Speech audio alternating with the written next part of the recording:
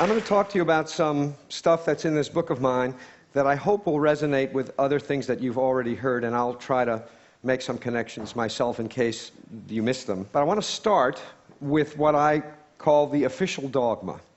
The official dogma of what? The official dogma of all Western industrial societies. And the official dogma runs like this. If we are interested in maximizing the welfare of our citizens, the way to do that is to maximize individual freedom. The reason for this is both that freedom is in and of itself good, valuable, worthwhile, essential to being human, and because if people have freedom, then each of us can act on our own to do the things that will maximize our welfare, and no one has to decide on our behalf. The way to maximize freedom is to maximize choice. The more choice people have, the more freedom they have, and the more freedom they have, the more welfare they have. This, I think, is so deeply embedded in the water supply that it wouldn't occur to anyone to question it. And it's also deeply embedded in our lives. I'll give you some examples of what modern progress has made possible for us. This is my supermarket, not such a big one. I want to say just a word about salad dressing.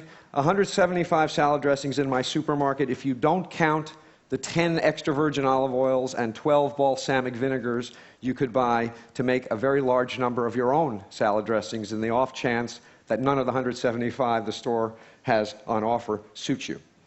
So this is what the supermarket is like. And then you go to the consumer electronics store to set up a stereo system, speakers, CD player, tape player, tuner, amplifier, and in this one single consumer electronics store, there are that many stereo systems. We can construct 6.5 million different stereo systems out of the components that are on offer in one store. You got to admit that's a lot of choice. In other domains, the world of communications, there was a time when I was a boy when you could get any kind of telephone service you wanted as long as it came from Ma Bell. You rented your phone, you didn't buy it. One consequence of that, by the way, is that the phone never broke. And those days are gone. We now have an almost unlimited variety of phones, especially in the world of cell phones. These are cell phones of the future. My favorite is the middle one, the MP3 player, nose hair trimmer, and creme brulee torch. And if by some chance you haven't seen that in your store yet, you can rest assured that one day soon you will. And what this does is it leads people to walk into their stores asking this question. And do you know what the answer to this question now is? The answer is no. It is not possible to buy a cell phone that doesn't do too much. So, in other aspects of life that are much more significant than buying things, the same explosion of choice is true. Healthcare. It is no longer the case in the United States that you go to the doctor and the doctor tells you what to do.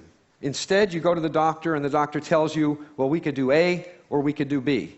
A has these benefits and these risks. B has these benefits and these risks. What do you want to do? And you say, Doc, what should I do? And the doc says, A has these benefits and risks, and B has these benefits and risks. What do you want to do? And you say, if you were me, Doc, what would you do? And the doc says, but I'm not you.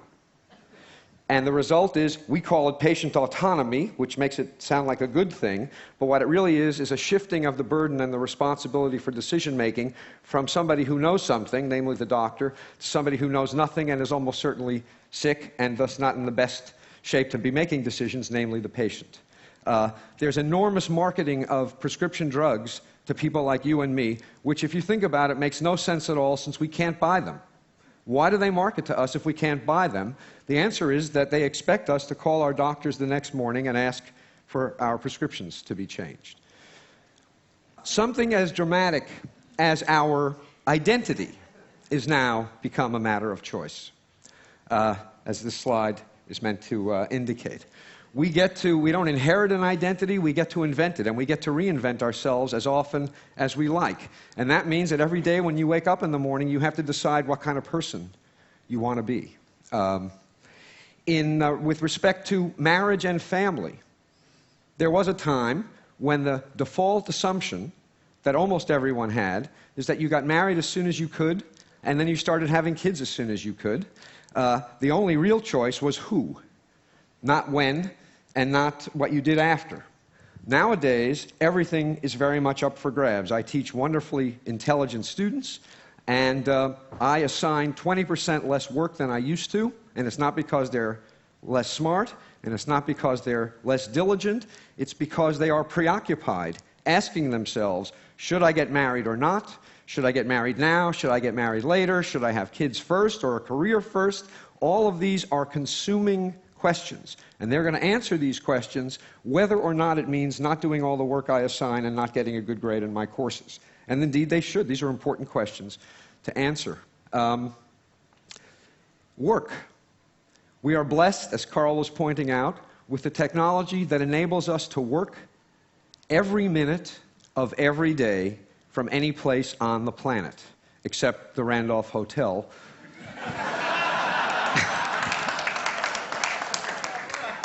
There is one corner, by the way, that I'm not going to tell anybody about where the Wi-Fi works. I'm not telling you about it because I want to use it. So what this means, this incredible freedom of choice we have with respect to work, is that we have to make a decision again and again and again about whether we should or shouldn't be working. We can go to watch our kid play soccer, and we have our cell phone on one hip, and our BlackBerry on our other hip, and our laptop presumably on our laps. And even if they're all shut off, every minute that we're watching our kid mutilate a soccer game, we are also asking ourselves, should I answer this cell phone call? Should I respond to this email? Should I draft this letter? And even if the answer to the question is no, it's certainly going to make the experience of your kid's soccer game very different than it would have been. So everywhere we look, big things and small things, material things and lifestyle things, life is a matter of choice. And the world we used to live in looked like this. That is to say, there were some choices, but not everything was a matter of choice. And the world we now live in looks like this. And the question is this good news or bad news? And the answer is yes. We all know what's good about it, so I'm going to talk about what's bad about it. All of this choice has two effects, two negative effects on people. One effect, paradoxically, is that it produces paralysis rather than liberation. With so many options to choose from, people find it very difficult to choose at all. I'll give you one very dramatic example of this, a study that was done of investments in voluntary retirement plans. A colleague of mine got access to investment records from Vanguard, the gigantic mutual fund company of about 1 million employees in about 2,000 different workplaces. And what she found is that for every 10 mutual funds the employer offered, rate of participation went down 2%. You offer 50 funds, 10% fewer employees participate than if you only offer 5. Why? Because with 50 funds to choose from, it's so damn hard to decide which fund to choose that you'll just put it off till tomorrow, and then tomorrow, and then tomorrow, and tomorrow, and tomorrow, and of course tomorrow never comes. Understand that not only does this mean that people are going to have to eat dog food when they retire because they don't have enough money put away, it also means that making the decision is so hard that they pass up significant matching money from the employer. By not participating, they are passing up as much as $5,000 a year from the employer, who would happily match their contribution. So paralysis is a consequence of having too many choices, and I think it makes the world look like this.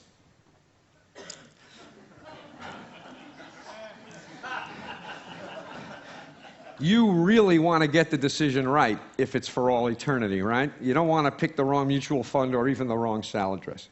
So that's one effect.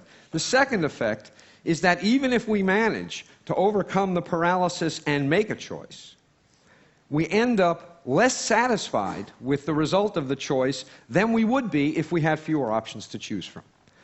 And there are several reasons for this. One of them is that with a lot of different salad dressings to choose from, if you buy one and it's not perfect, and you know what salad dressing is, It's easy to imagine that you could have made a different choice that would have been better. And what happens is this imagined alternative induces you to regret the decision you made, and this regret subtracts from the satisfaction you get out of the decision you made, even if it was a good decision.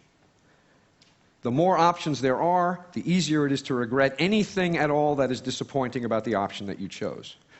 Second, what economists call opportunity costs. Dan Gilbert made a big point this morning of talking about how much the way in which we value things depends on what we compare them to.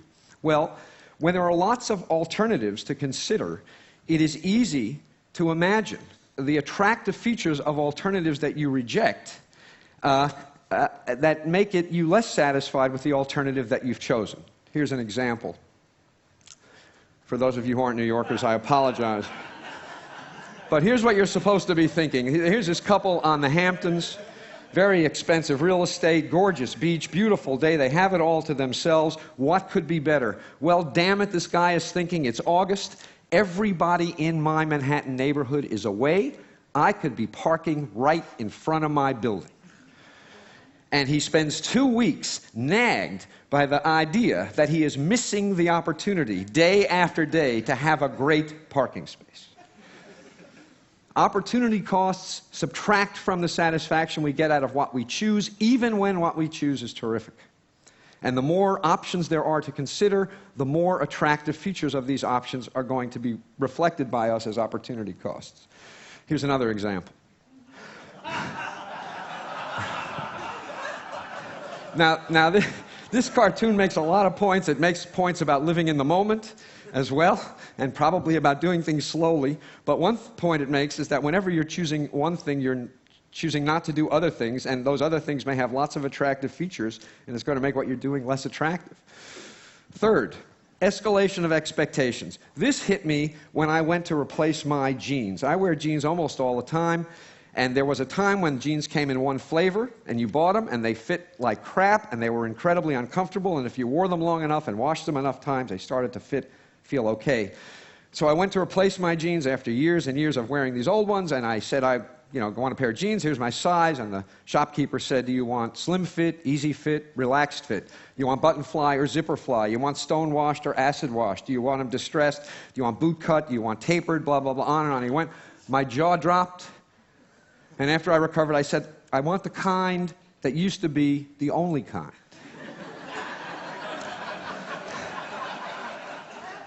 He had no idea what that was. So I spent an hour trying on all these damn jeans, and I walked out of the store, truth, with the best fitting jeans I had ever had. I did better. All this choice made it possible for me to do better. But I felt worse. Why? I wrote a whole book to try to explain this to myself. The reason is, the reason I felt worse is that with all of these options available, my expectations about how good a pair of jeans should be went up. I had I had no particular expectations when they only came in one flavor. When they came in 100 flavors, damn it, one of them should have been perfect. And what I got was good, but it wasn't perfect. And so I compared what I got to what I expected, and what I got was disappointing in comparison to what I expected. Adding options to people's lives can't help but increase the expectations people have about how good those options will be, and what that's going to produce is less satisfaction with results, even when they're good results. Nobody in the world of marketing knows this, because if they did, you wouldn't all know what this was about. The truth is more like this. The reason that everything was better back when everything was worse is that when everything was worse, it was actually possible for people to have experiences that were a pleasant surprise. Nowadays, the world we live in, we affluent, industrialized citizens, with perfection, the expectation, the best you can ever hope for is that stuff is as good as you expect it to be. You will never be pleasantly surprised because your expectations, my expectations, have gone through the roof. The secret to happiness, this is what you all came for. The secret to happiness is low expectations.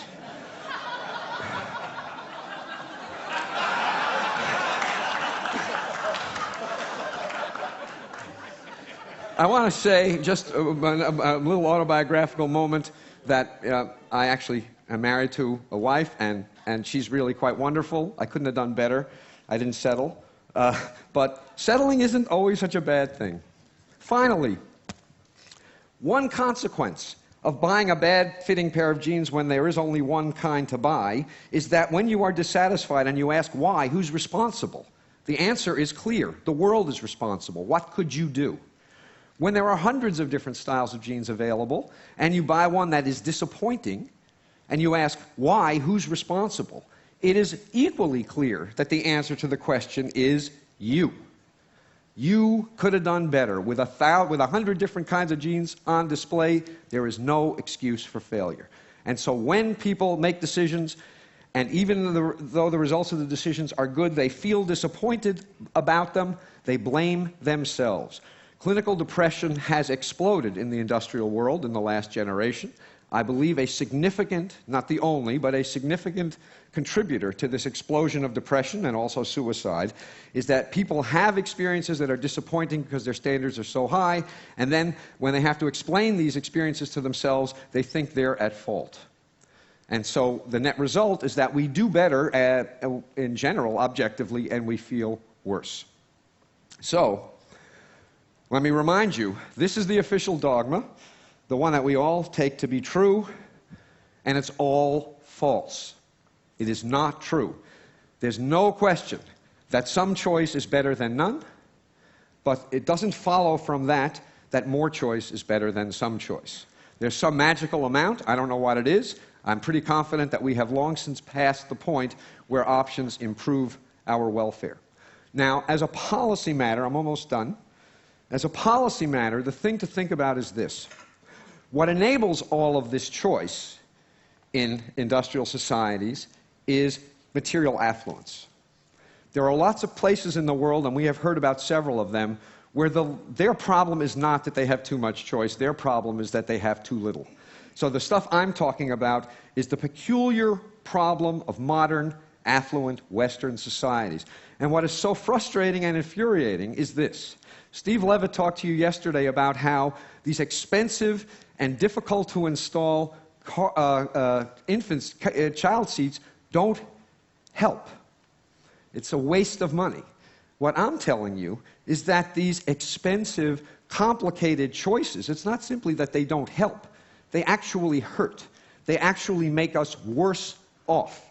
If some of what enables people in our societies to make all of the choices we make were shifted to societies in which people have too few options, not only would those people's lives be improved, but ours would be improved also. This is what economists call a Pareto improving move.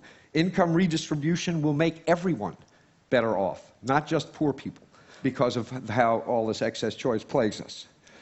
So, to conclude, you're supposed to read this cartoon and, being a sophisticated person, say, what does this fish know? You know, nothing is possible in this fishbowl. Impoverished imagination, a myopic view of the world, and that's the way I read it at first. The more I thought about it, however, the more I came to the view that this fish knows something. Because the truth of the matter is that if you shatter the fishbowl so that everything is possible, you don't have freedom, you have paralysis.